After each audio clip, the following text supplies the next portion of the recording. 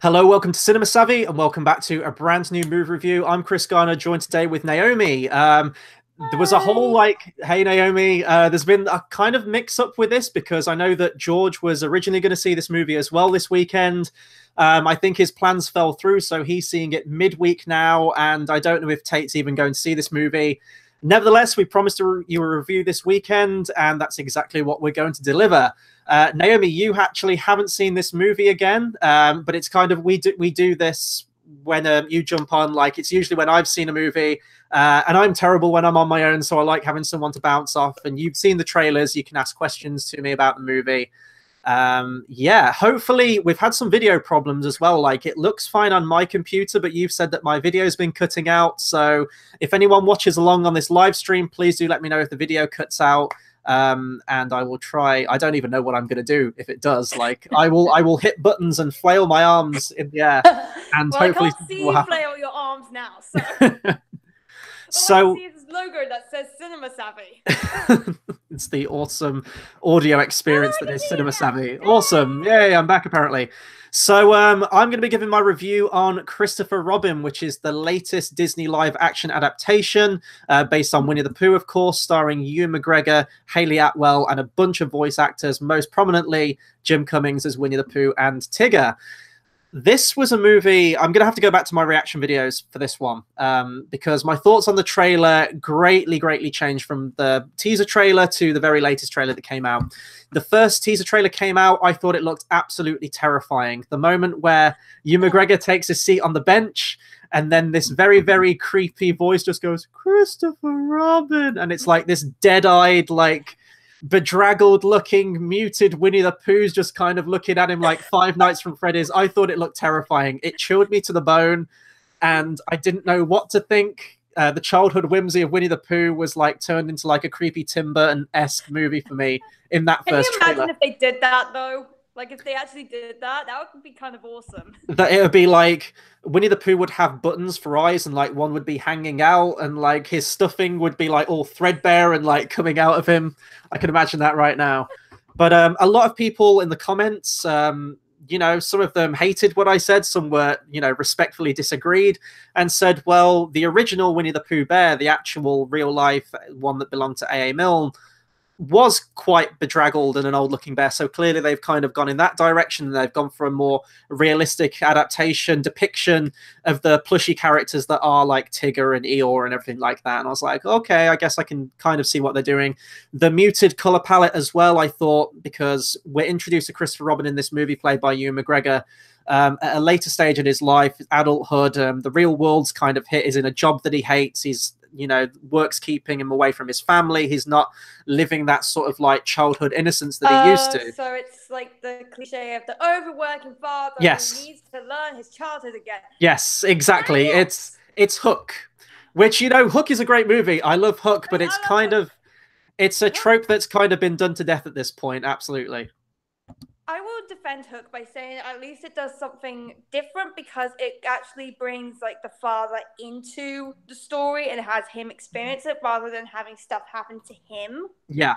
Which is what I see in a lot of these kind of films, and I take it from like the trailer and everything. That is what happens, and I'm like, yeah. This is the thing. If you've seen the trailer, you know exactly every single plot point, every single beat of this entire movie. So you kind of know what you're getting into before you even see it. But like, I saw the muted color palette, and I remember saying like, this isn't Winnie the Pooh to me. Winnie the Pooh is bright, it's colorful, it's fanciful, it's whimsical, it's everything you want it to be. And then I thought, well, maybe because he's like lost touch with the 100-Acre Wood and Winnie the Pooh and everything like that, the muted color palette's going to show, you know, that change in him. And then by the end of the movie, when he finds it, the movie's going to brighten up. And I will get very much more into the color palette of this movie because that's actually one of my biggest negatives of the entire film. But then more trailers came out for it, and I was reading people's comments, and I did kind of have a change of heart to it, and I actually think that trailer 2 and trailer 3 were definitely much stronger trailers than the teaser trailer. And I loved it. I was on board. It looked like a really nice family movie. As I said, from the plot, it looked fairly been there and done that. But nevertheless, I thought it would be a nice nostalgia trip.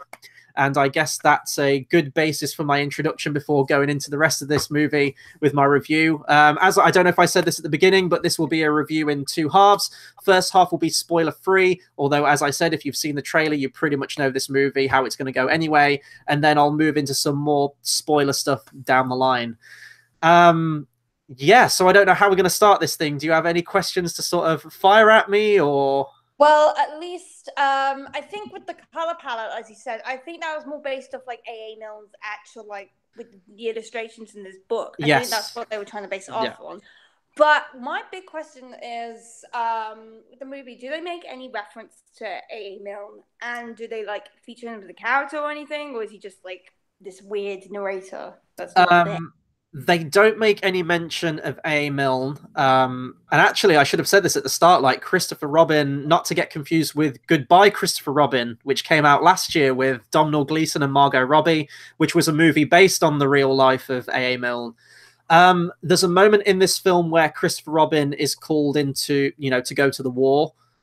Which I think, if I'm right, I mean, I didn't see Goodbye Christopher Robin, and I don't know much about A.A. Milne as a person. I think he did actually go to the war as well, so maybe they were taking some slight elements here and there. I think even with Goodbye Christopher Robin, judging from the trailer, it was kind of, he wrote this children's book, and he was very much caught up in like the press and the publicity of that and doing interviews and doing sign-ins, and he was neglecting his family. That's what the main plot was for that movie. So I guess they've like cherry picked little elements of that, but there's no direct reference to A.A. Milne in that regard. Although there is reference to the old pencil sketch drawings and everything. In fact, the opening of this movie, this isn't really a spoiler because it's the first scene. It does kind of blend into those like parchment papers with the illustrations and does like chapter 1 and this, and it kind of combs through Christopher Robin's childhood up until the point where he hits adulthood, and then it sort of becomes a conventional movie after that. So it's very much by the numbers. This is Disney, and we are showing that adults can have fun as much as children can. Yes, something like that. I don't know if I had much fun with this movie. That's the thing. And I mean, I guess this is a movie sort of aimed at kids because it's Winnie the Pooh, and that's a big thing. But I would actually say the target audience for this is kind of people like our age or even older than me, like adults, because if I'm going to go into my strengths of this movie, you could probably tell from my review right now that I didn't overly love this movie. I didn't think it was awful by any stretch of the imagination. It felt a very easy movie. I think they could have maybe taken more chances with it. Definitely made it a lot more fun. This is quite a somber and plodding movie, I found.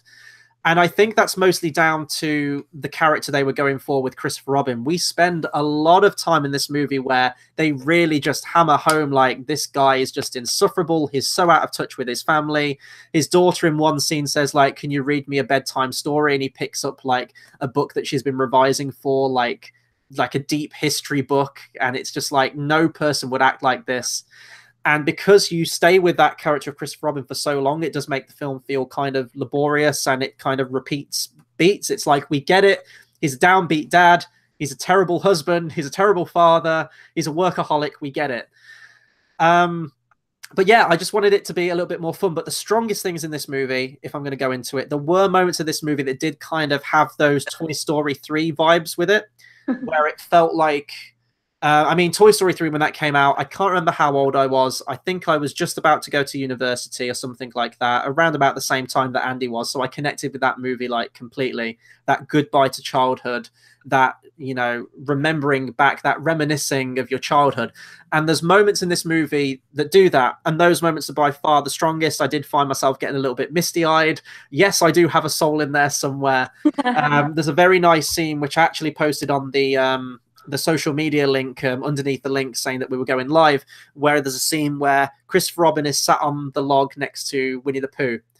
And, he's basically saying how much he needs Winnie the Pooh and how important he was to him and everything like that. And it's a very touching scene. And there are little hints in the soundtrack and everything, like, the old Winnie the Pooh music, the Winnie the Pooh theme, which do hit home and do hit those heartstrings. And if you grew up with Winnie the Pooh, will mean a lot to you. There was a woman in front of me that was, she wasn't very subtle in the fact that she was crying through most of it. It was a lot of, like, lots of sniffs, and maybe she was doing cocaine. I don't know. That's also a possibility. Cocaine in a kids movie. You only do that at the Emoji Movie, not a Christopher Robin. Damn it. But the biggest focus on this movie is sort of the family dynamic with Christopher Robin, and not so much the colorful characters. And I think that's going to throw a lot of people off. For example, I went to it's the summer holidays here in the UK, so all the kids are off school. Unfortunately, I didn't pick my showing time very good, so of course it was absolutely packed out. I felt completely awkward. So I got like an aisle seat at the back, like close to the exit. But it was, you know, it was full of like mums, families, kids, everything like that. But there wasn't really much of a reaction. There wasn't many laughs. There wasn't many. I was expecting, like with kids seeing like Winnie the Pooh and Tigger and everything like that, to have that, but there really wasn't. A lot of times the audience were just dead, and that's kind of what this movie feels like. It didn't, with the characters such as Winnie the Pooh and Tigger and Piglet and Eeyore, everything that we grew up with, or like the animated Disney classic, you expect it to be more colorful, more fanciful, more fun, and it really wasn't. And I think that's kind of the biggest negative I have with this film, is that it's kind of a slow, dull experience of a movie. Bad Disney. How dare you make a boring movie?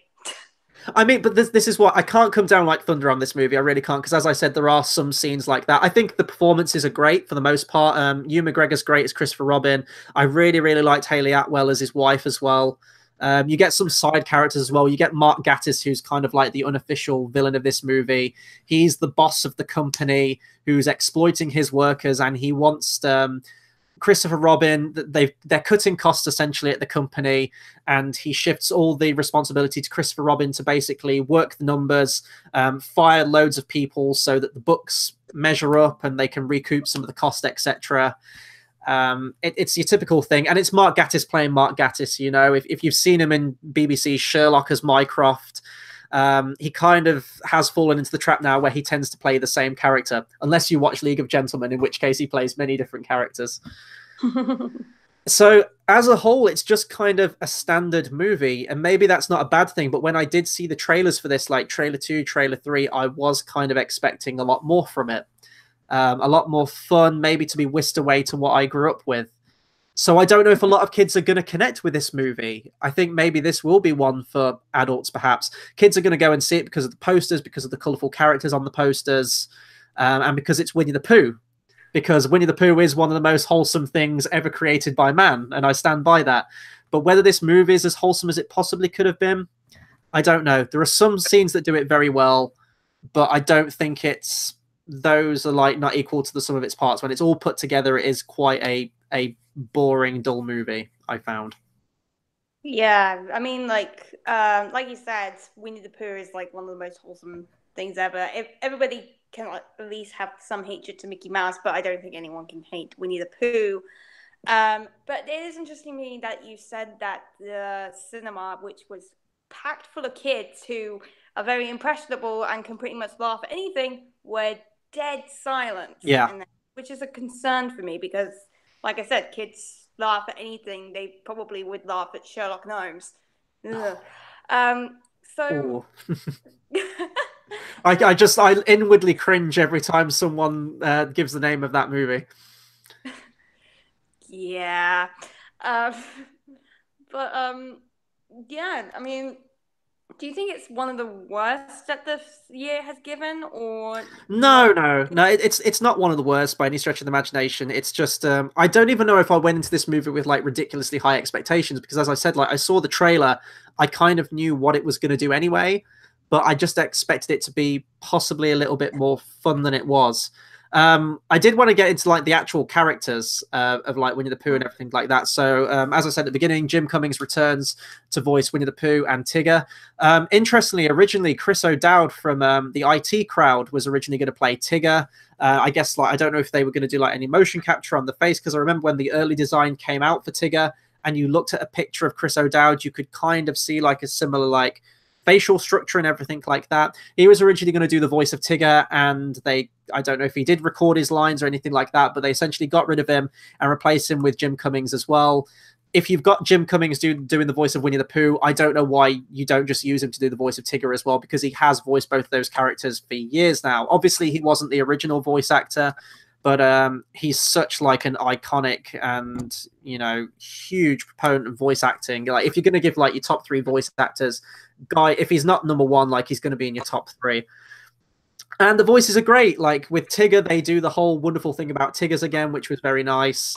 And Winnie the Pooh's just, you know, charming all the way through the movie, all of his sort of like naive childhood antics that he does and innocent antics and things like that. But what I didn't like was sort of the rest of the animals. Eeyore was good. The voice of Eeyore was good. It sounded like Eeyore. It was Eeyore.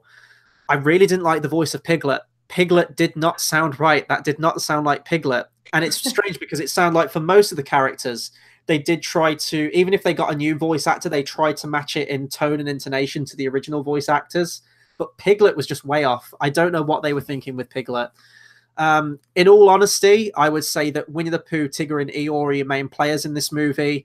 Rabbit, Owl, Kangaroo, even Piglet kind of filter into the background and don't really have much to do in this movie, which is kind of a shame.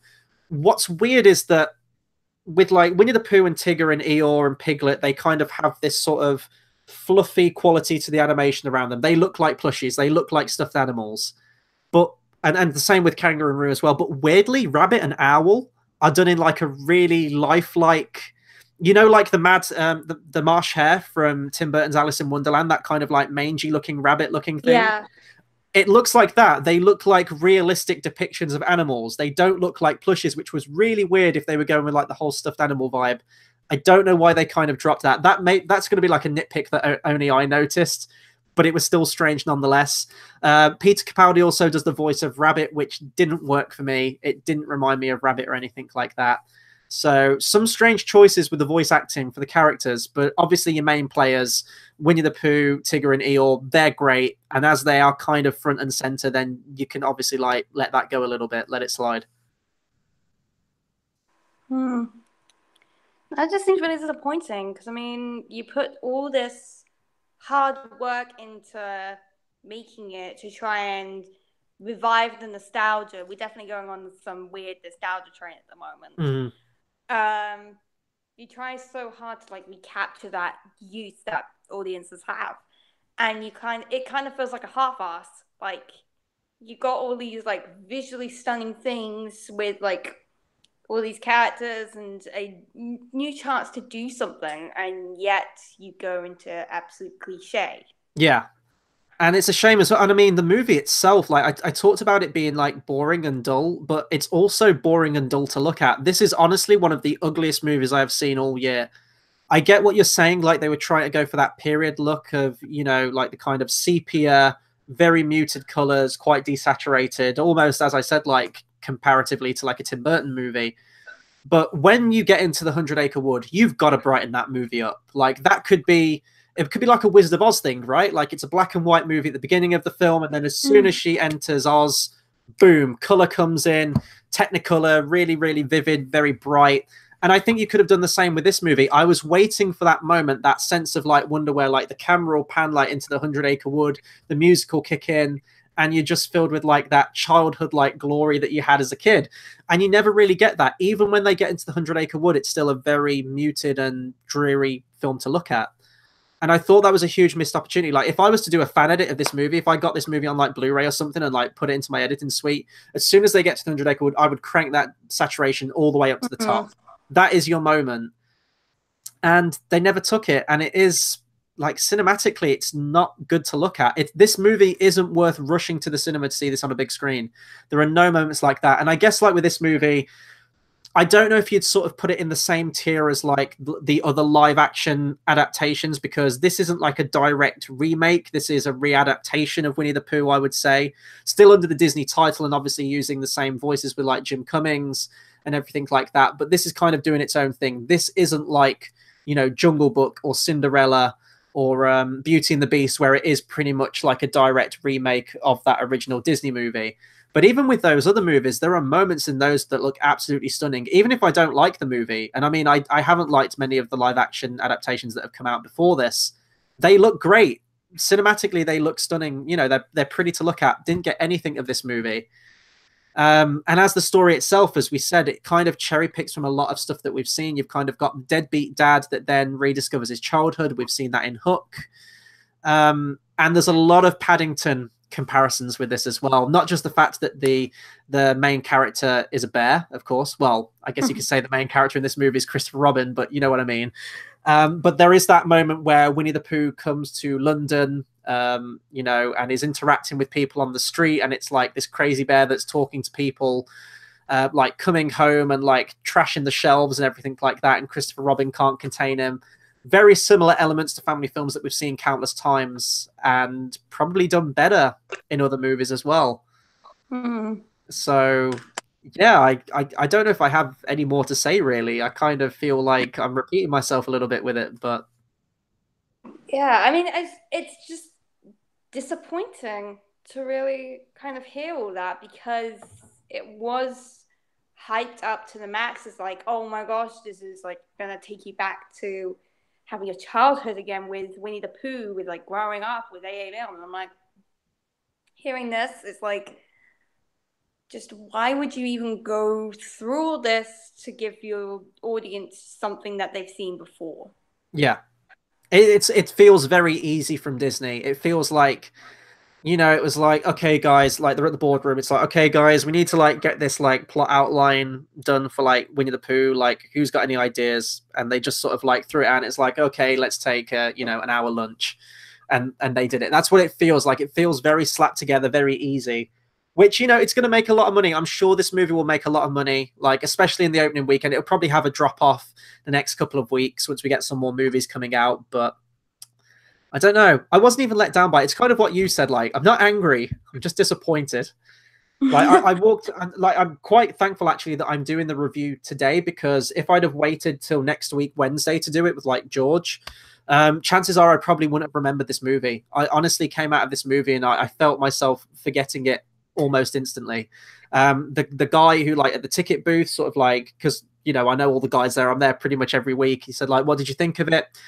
And usually I sort of give like quite a lot of thoughts after seeing a movie, like obviously because I have to do these for the channel. I'm kind of used to doing that. I've always done that with movies, but I kind of one worded him. I just went like, it's like, I don't know what I was expecting, like I wasn't going in like massively hyped or anything like that, but it had no impact on me. There was a couple of scenes, there's like 2 scenes in the movie that did have an impact on me, and I was feeling the emotions. And I thought, if this could have been the entire movie, then maybe I would have had a different review for this. But as it is, didn't really hit me at all.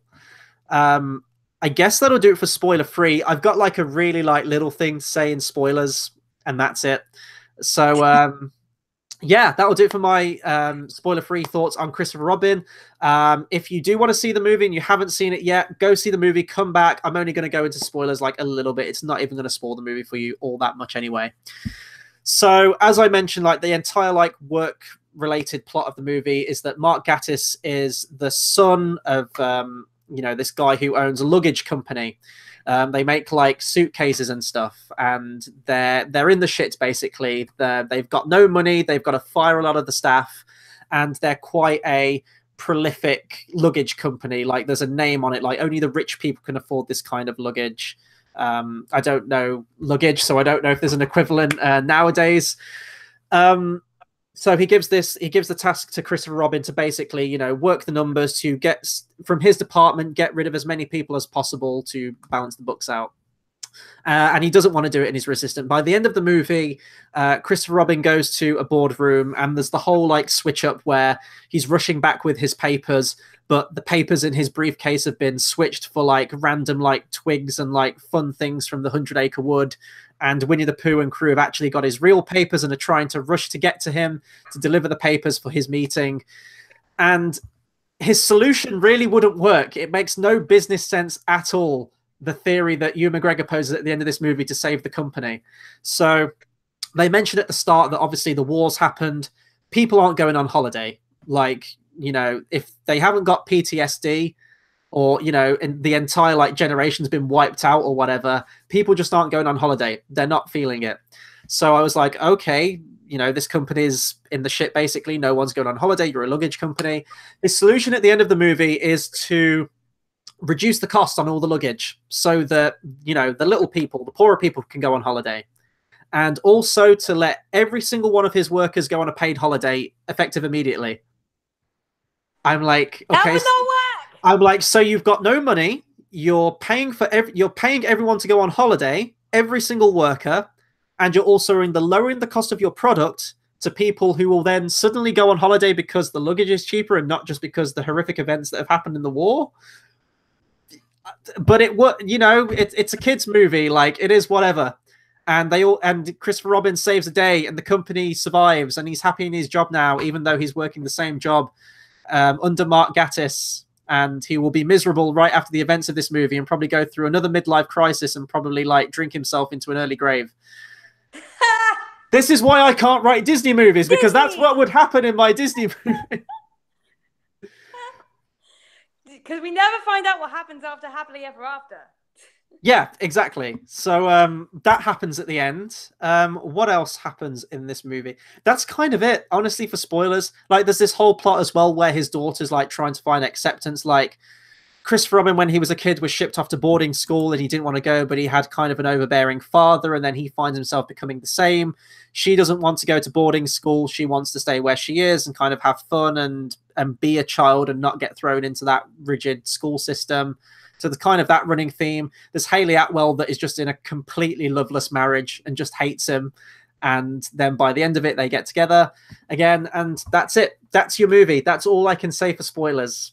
There's a pretty cool scene with Heffalumps.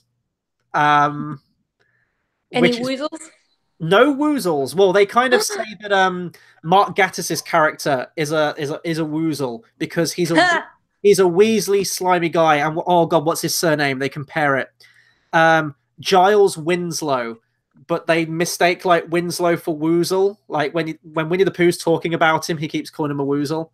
But there's a moment where Christopher Robin, they're in a wood, and Winnie the Pooh gets separated, and he's kind of getting scared, and he can hear Heffalumps from the distance, and he starts freaking out and becoming more like a child again, and he falls into this pit that's been dug to capture Heffalumps.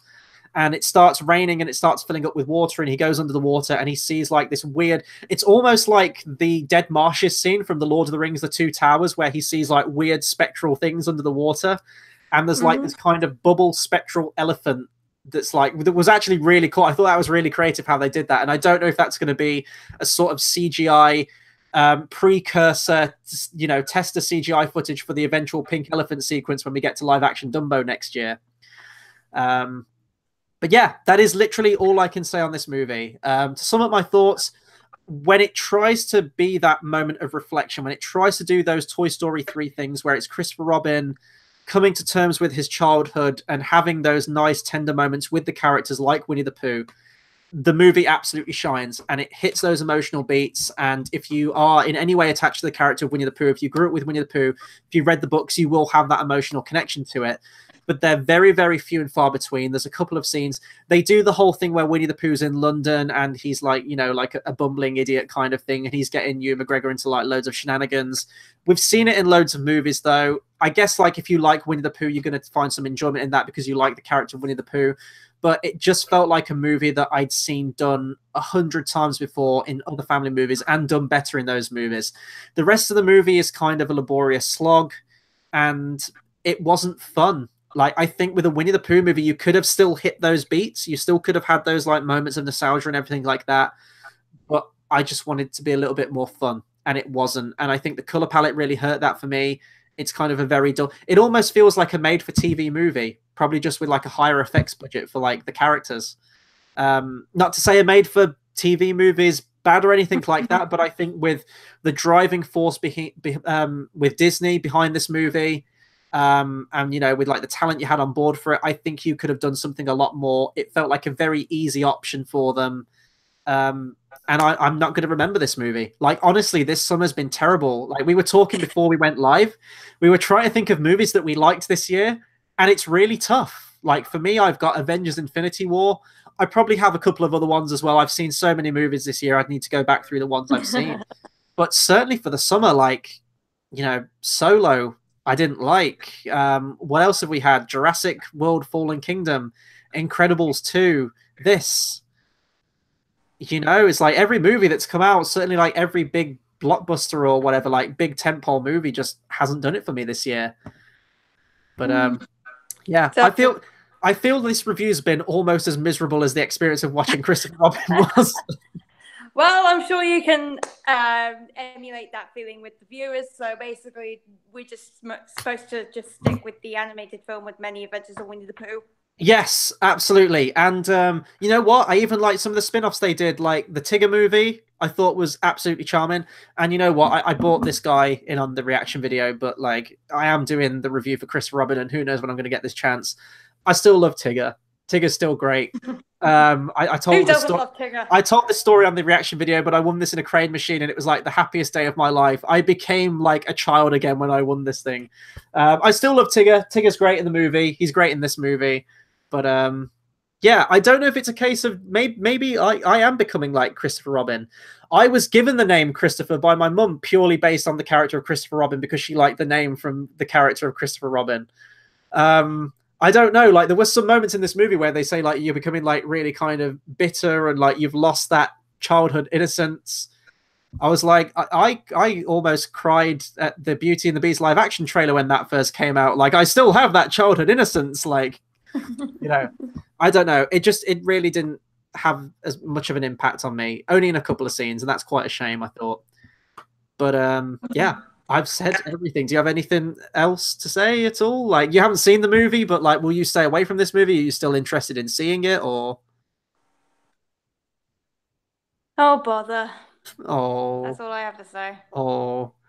Right, that'll do it for our review then. I can't think of any other better words to end the review on. So that'll do it for our review on Christopher Robin. Be sure to comment, subscribe, let me know what you thought of this movie. Did you like it? Didn't you like it? Am I going to get loads of hate mail for being like an old curmudgeonly gentleman, like not liking this film? Anything you like regarding Disney, Winnie the Pooh, or this movie, please do let me know. Next week, I believe the big release is Black Klansman, which is the new Spike Lee movie. Which I'm actually really looking forward to. The trailers have been fantastic. Word of mouth has been full of praise. So that will be a very, very different movie from this one next week. So I think that'll be our next movie review. Hopefully some trailers come out or something. Like I know I have a couple to backdate still with the likes of Robin Hood and Bohemian Rhapsody, but the last couple of weeks just seems to have been absolutely dead for trailers. So hopefully we get more of those, and I'll be back with the trailer reactions.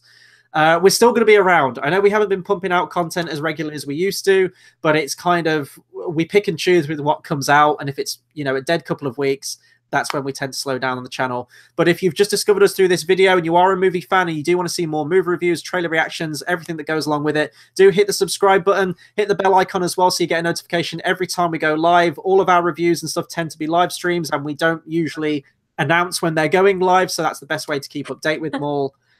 Thank you very much, Naomi, for jumping on with me today. I really appreciate, because, you know, I'm terrible doing these reviews on my own. I like having someone to bounce off of. It's been a pleasure having you on again. That'll do it for our video. And until the next one, we'll see you guys next time. Thanks for watching.